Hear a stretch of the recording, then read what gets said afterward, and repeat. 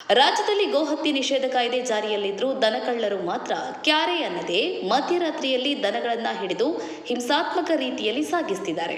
March 26ರ ಮಧ್ಯರಾತ್ರಿ ಸುಮಾರು 1:30ರ ಹೊತ್ತಿಗೆ ಬೆಳ್ತಂಗಡಿ ನಗರ ವ್ಯಾಪ್ತಿಯ ಹಳೆಕೋಟೆ ಬಳಿ ದನಕಳ್ಳರ ಗುಂಪು ದನವೊಂದನ್ನು ಹಿಡಿದು ಕಾರಿನಲ್ಲಿ ತುಂಬಿಸಿಕೊಂಡು ಹೋಗಿದ್ದಾರೆ. ಈ ದೃಶ್ಯ ಸಿಸಿ ಕ್ಯಾಮೆರಾದಲ್ಲಿ ಸೆರೆಯಾಗಿದೆ. ನಿಜವಾಗ್ಲೂ ಈ ದೃಶ್ಯವನ್ನು ನೋಡುವಾಗ ತುಂಬಾನೇ ನೋವಾಗುತ್ತೆ. ಆ ಹಸು ರಾತ್ರಿಯಲ್ಲಿ ಆಹಾರವನ್ನು ಹುಡುಕ್ತಾ ತನ್ನ ಪಾಡಿಗೆ ಓಡಾಡಿಕೊಂಡಿರುತ್ತೆ. ಅದನ್ನ ಆ ಕಳ್ಳರು ಹಿಡಿಯೋದಕ್ಕೆ ಪ್ರಯತ್ನವನ್ನ ಮಾಡ್ತಾರೆ. ಆ ಹಸು ಅವರ ಕೈಯಿಂದ ತಪ್ಪಿಸಿಕೊಳ್ಳೋದಕ್ಕೆ ತುಂಬಾನೇ ಪ್ರಯತ್ನ ಪಡುತ್ತೆ. ಆದರೆ ಅದಕ್ಕೆ ತಪ್ಪಿಸಿಕೊಳ್ಳೋದಕ್ಕೆ ಆಗೋದಿಲ್ಲ. ಕೊನೆಗೆ ಅದು ಆ ಕಳ್ಳರ ಕೈಗೆ ಸಿಕ್ಕಿ ಹಾಕಿಕೊಳ್ಳುತ್ತೆ. ಅಷ್ಟು ದೊಡ್ಡ ಹಸುವನ್ನ ಎತ್ತಿಕೊಂಡು ಕಾರಿನ ಹಿಂಭಾಗಕ್ಕೆ ಹಾಕ್ತಾರೆ. ಪಾಪ ಆ ಹಸು ಅದರೊಳಗೆ ಎಷ್ಟು ಹಿಂಸಾತ್ಮಕ ರೀತಿಯಲ್ಲಿ ಇದ್ದಿರಬಹುದು. ಓಡಿ ಸುಸ್ತಾಗಿ ಎಷ್ಟು ಬಾಯಾರಿರಬಹುದು. ಆ ಹಸುವನ್ನ ಕಾರಿನಲ್ಲಿ ತುಂಬಿಸಿಕೊಳ್ಳುವಾಗ ಇನ್ನೆರಡು ಹಸುಗಳು ಆ ದೃಶ್ಯವನ್ನ ನೋಡ್ತಾ ನಿಂತಿದೆ. ಎಷ್ಟು ಅಸಹಾಯಕತೆ ಅವುಗಳಿಗೆ.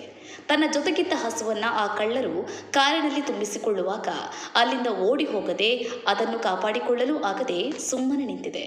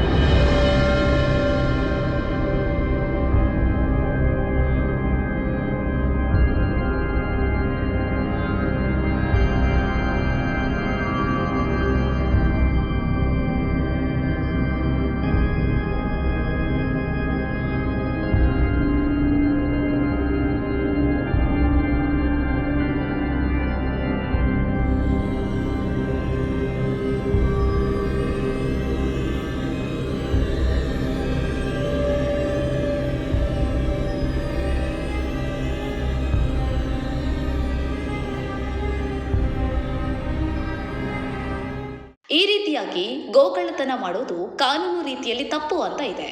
ಆದರೆ ಕಾನೂನಿಗೆ ಬೆಲೆನೇ ಇಲ್ಲ. ಹಾಗಾದ್ರೆ ಯಾಕೆ ಈ ಕಾಯ್ದೆ, ಯಾಕೆ ಈ ಕಾನೂನು? ಇದನ್ನ ಪಾಲಿಸಬೇಕಾದವರು ಯಾರು? ಕಾನೂನು ಪಾಲಿಸದೆ ಹೋದ್ರೂ ಶಿಕ್ಷೆ ಇಲ್ವಾ?